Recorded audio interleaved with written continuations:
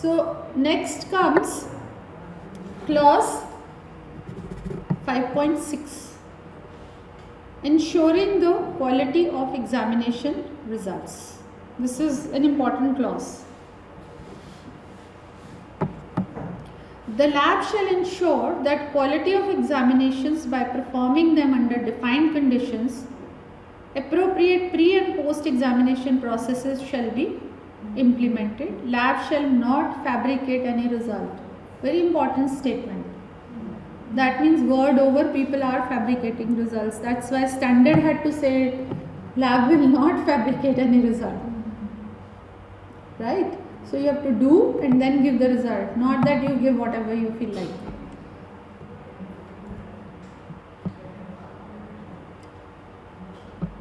Quality control.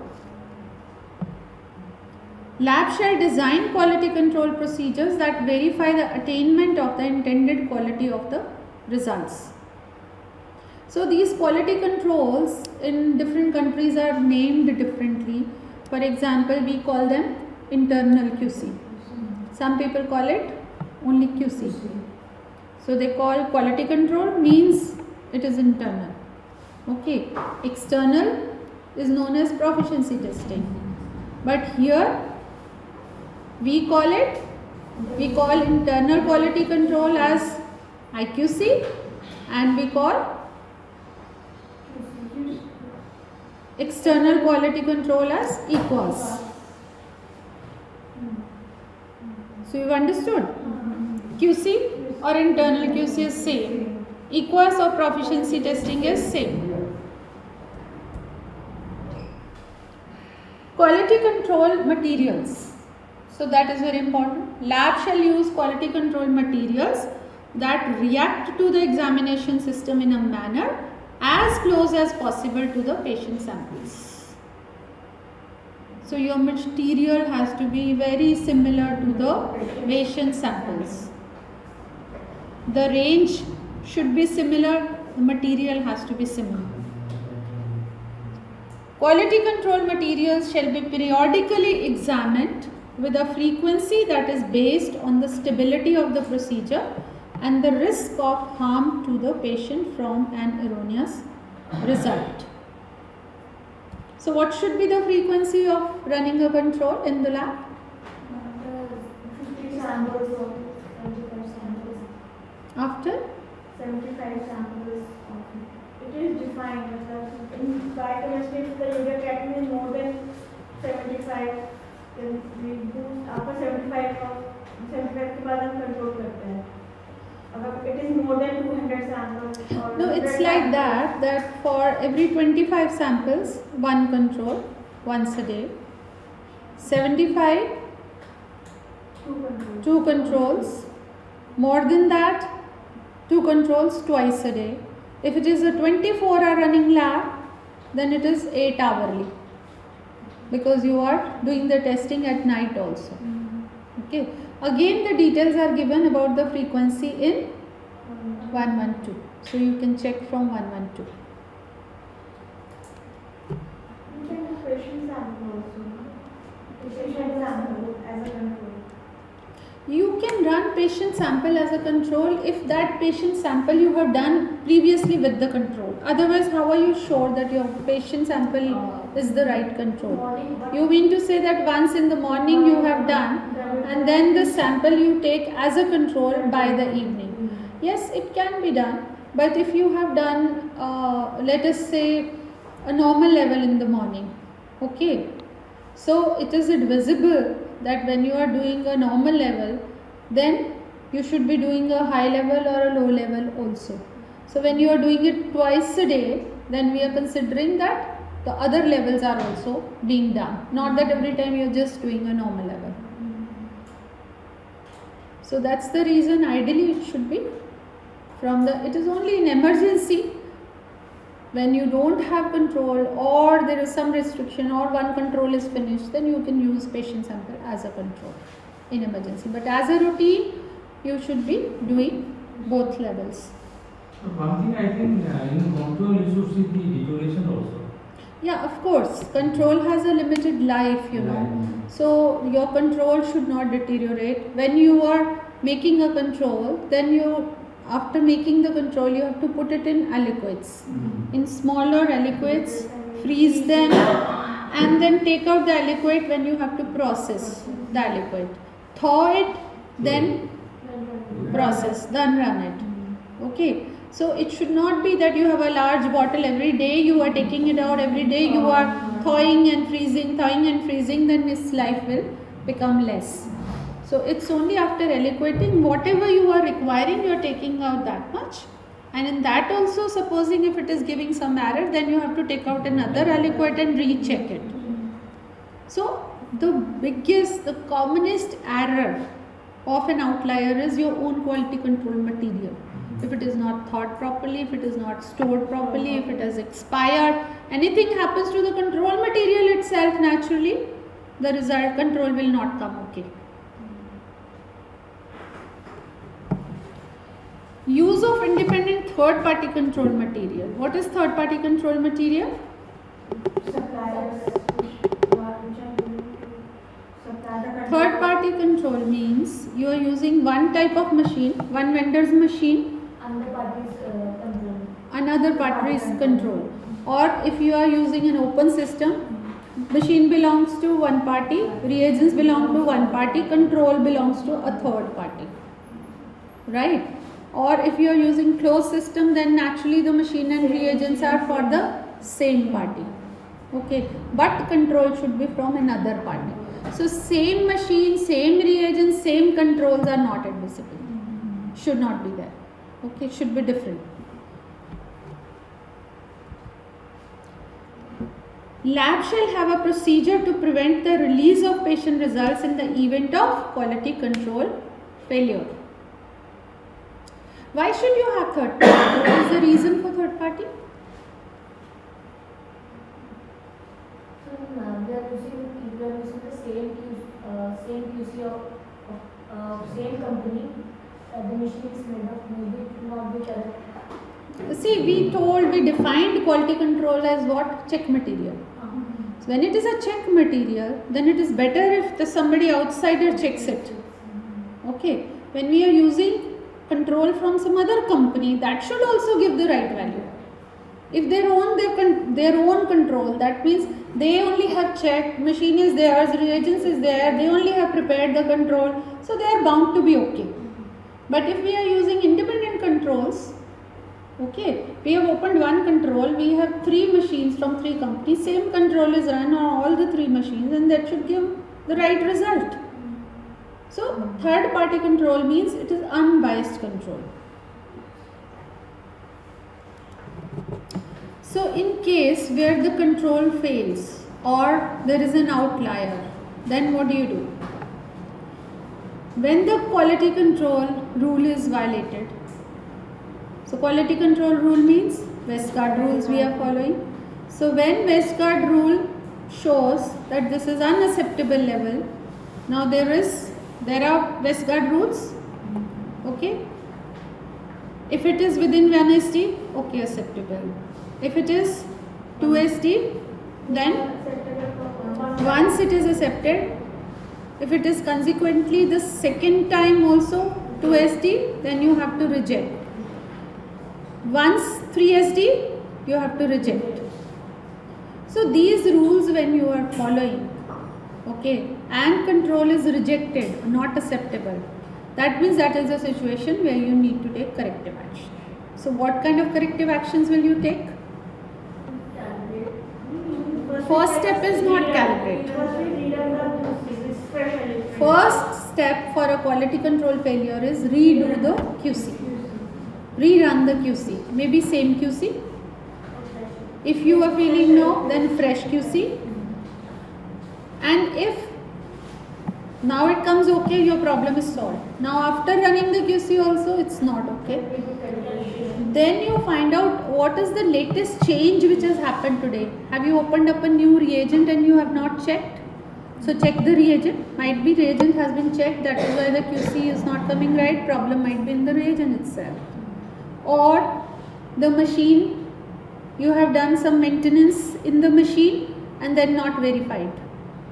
So that means problem could be in the machine. Okay. So if you are not able to locate anything, then or even the change of person, that can affect, then you calibrate. So first look for these 2-3 things. If nothing works, then calibrate the machine. After calibration, 99% of the times things become okay. But if still there is a problem, then you have to call the vendor. Then you have to see where is the problem, because then you are not able to understand why it is happening. Okay?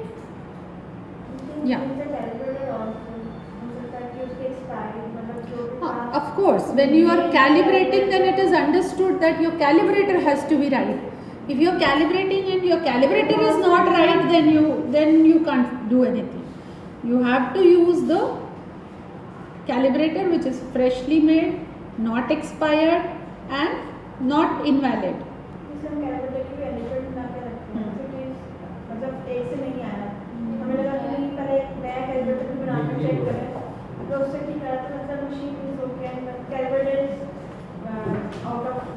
Yes.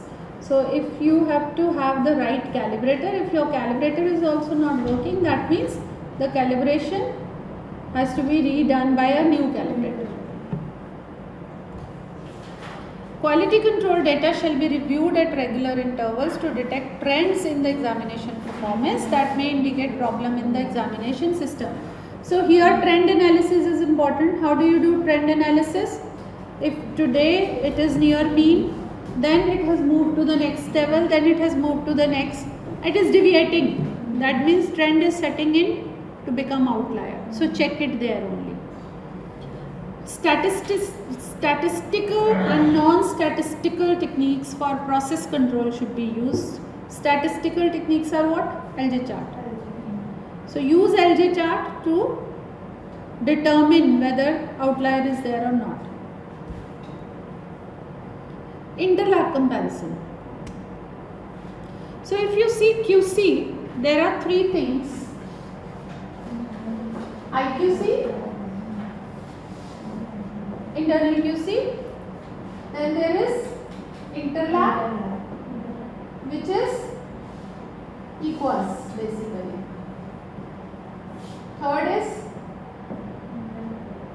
lab to lab at your level. Every parameter has to undergo EQUAS. If an organized EQUAS is not available, let us say, EQUAS means an organized body is running a EQUAS program. If for a parameter EQUAS is not available, then what do you do? What do you do then? We can go for lab. So we can send it to another lab which is NABL accredited and doing that parameter. Same method and same equipment. If you don't find that also, then maybe to anybody but accredited, at least they are following the protocols properly of the quality. Okay. So it will be lab to lab. So IQC is one thing which we have talked about. LJ charts, internal QC, daily running your QC inside your lab and checking it against that internal QC. Interlab, organized EQUAS. Second is lab to lab. Third, if supposing lab to lab is also not possible, then what do you do? Some parameters, lab to lab is also not possible, then what do you do? Then you do split sampling.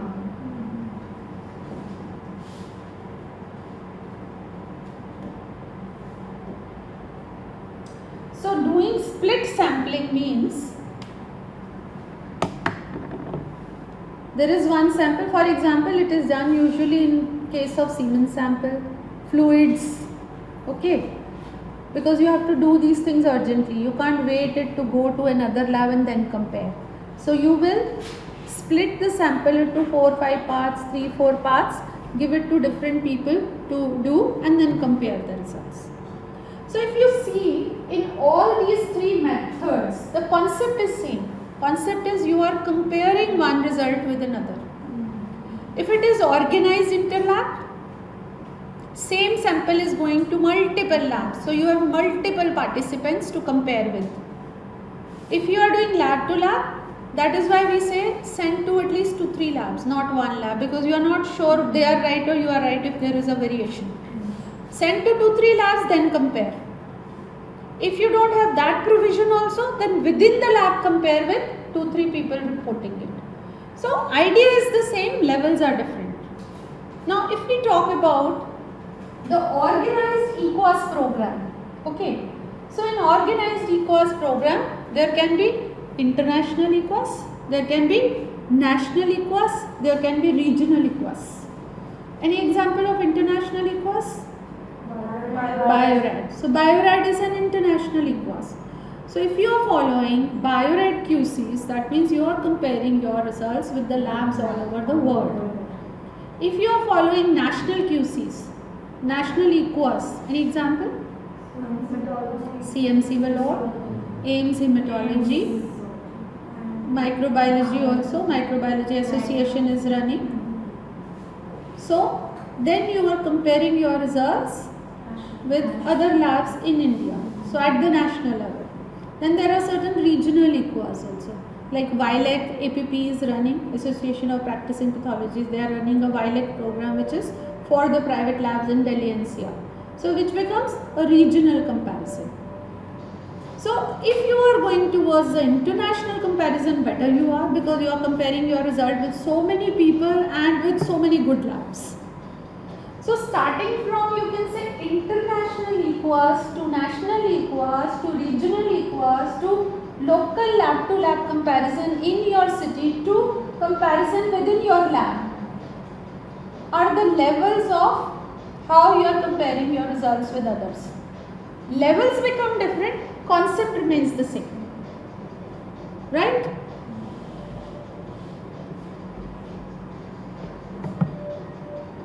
ये क्या बज रहा है?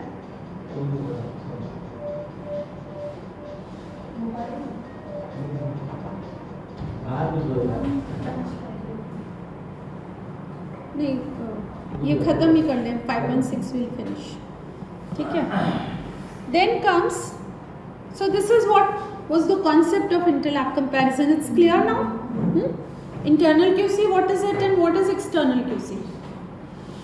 So participation in interlab comparison is a must for every parameter, level may be any. NABL says at least national level.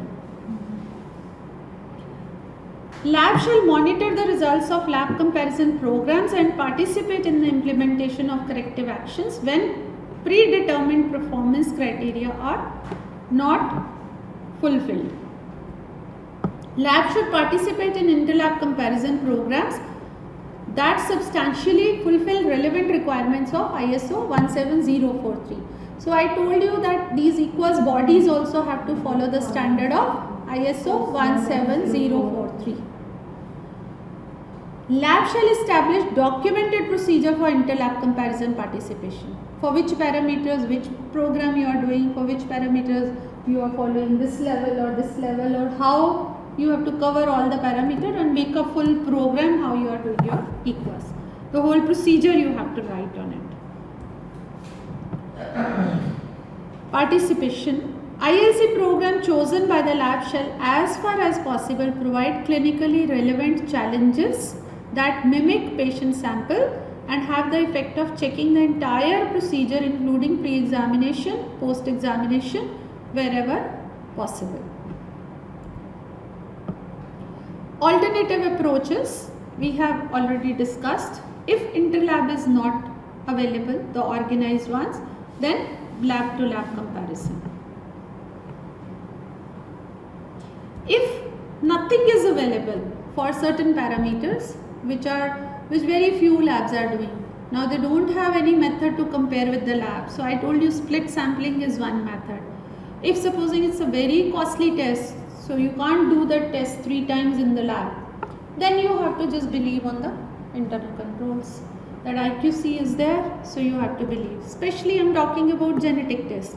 Now it's a very expensive test, 3 people cannot do. You are the only lab. Whom do you compare it with?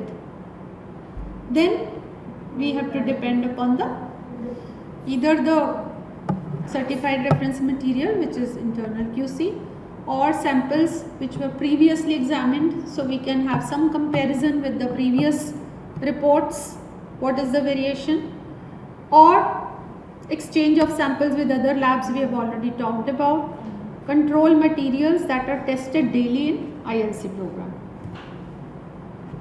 Analysis of interlab comparison samples. When you are performing an ILC sample, be very sure that you don't give any special attention to it. It should be treated just like any other sample. The technician who is doing it will only do that test, not somebody different. All the things, all the conditions should be same as they are for your any other test. ILC sample shall be examined by personnel who is routinely doing, same person, same environment, same machine, same conditions, and maybe you don't even tell the person this is IQC sample, EQUAS sample. Very important thing, don't communicate your result to anybody else. For example, now BioRad, so there are many people, your friends are also following BioRad. Now before sending the result, if you are talking to each other, okay, what are your results, what are my results, then modifying your results. Is it right? No, so it should not be done. Then don't send your ILC sample to another lab. So you will What is receive ILC? Just interlab comparison sample. Okay. So that interlab comparison, because standard is using the term ILC for EQUAS. EQUAS, as I told you, is a terminology by BioRad. Proficiency test is a terminology by CAP. Standard is calling it interlab comparison. So this ILC sample should not be compared with anybody before giving the result. ILC sample should not be sent to another lab. You think SRL results are good. I have received my ILC sample, I have not performed, sent it to SRL. SRL is performed, I have sent those results. So whom are you cheating? Yourself. So you are cheating yourself. Your results will come okay, but your results on day-to-day basis are not coming okay. You are not able to compare, actually the purpose of EQUAS is defeated. Evaluation of the lab performance. Performance in ILC shall be reviewed and discussed with relevant staff.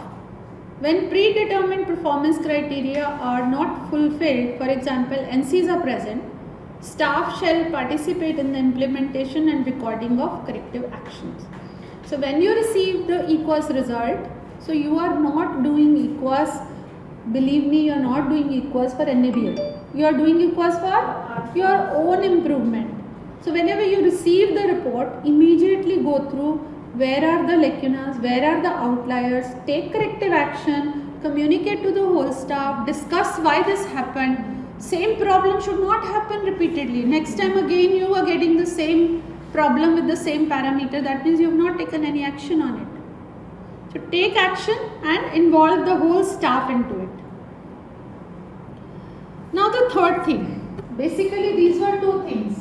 First was IQC, second was interlab comparison. Now third is comparability of examination.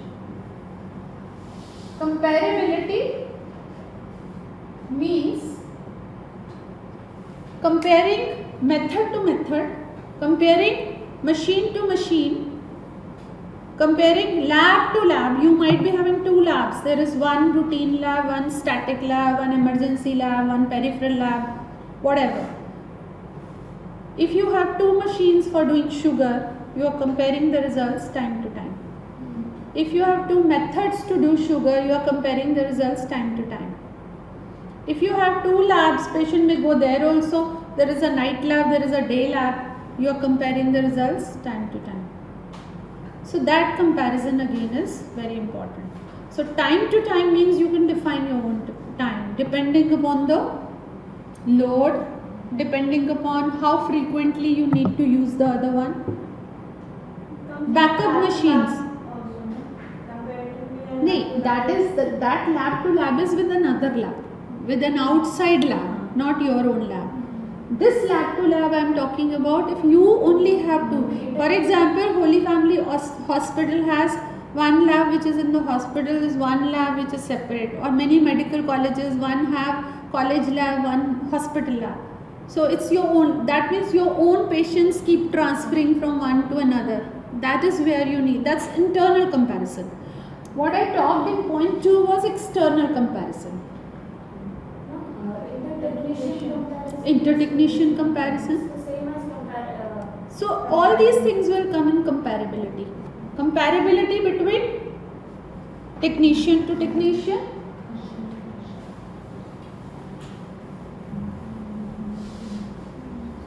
So it's comparability between machine to machine,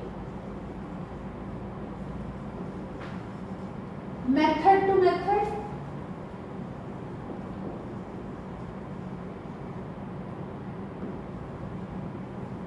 your lab to your lab, if you have 2 labs, technician to technician. So internal factors you are comparing, and then machine to machine, because you are using backup machine. You are using one machine, suddenly that has gone down, now you are using another machine. If you have never compared the result, how will you come to know that the other machine is working fine? So you have to keep comparing. In the particular case of measurement results that are metrological traceable to the same reference, results are described as having metrological comparability, providing that calibrators are commutable. Lab shall notify users of any differences in the comparability of results. Now same example I'll give. ELISA compared to CLIA. So you know this is the difference which comes. Inform it to your physician so that he knows when he gets one result in ELISA and another in CLIA, what difference is acceptable. Same sugar to sugar, hemoglobin to hemoglobin. 2 different methods, he should know, okay, if this much variation is there, still I have to accept the results. Lab shall document, record and as appropriate expeditiously act upon the results from the comparisons. Now for comparison, if there is a remarkable difference between your backup machine and your daily machine, suddenly you have switched over. One method is, okay, you are informing the physician about the difference. Second is apply a correction factor so that nobody needs to know anything. You have applied a correction factor and you have compared the result to whatever method you were giving the results with. Supposing you have to use that backup machine only for 1 day because you are expecting by 3rd day my normal machine will get back. So there is no need to inform and create a chaos. You can just find out a correction factor, apply that correction factor, check that they are comparable, give the results, and by 3rd day again you are back to your machine.